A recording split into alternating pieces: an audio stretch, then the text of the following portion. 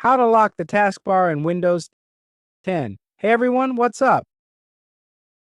Leonardo Paiva here with another video for you. In this video, I'll show you how to lock your taskbar. In my case, it's always hidden when I'm not using it. So I need to hover my mouse over the bar for it to appear. In this video, I'll show you how to lock the taskbar so it doesn't disappear anymore. I post videos like this on the channel.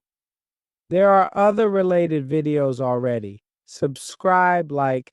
I'm always making videos to help you guys out.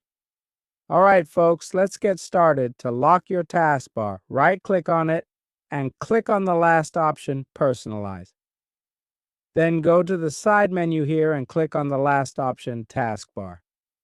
In Taskbar settings, check this option at the top, Lock the Taskbar, and disable Automatically Hide the Taskbar below. Now it's visible and won't disappear anymore. That's all there is to it. Any questions?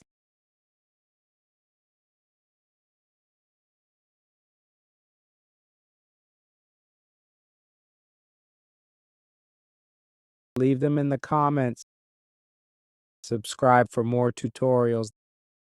That's it for now. Take care and God bless. Thanks.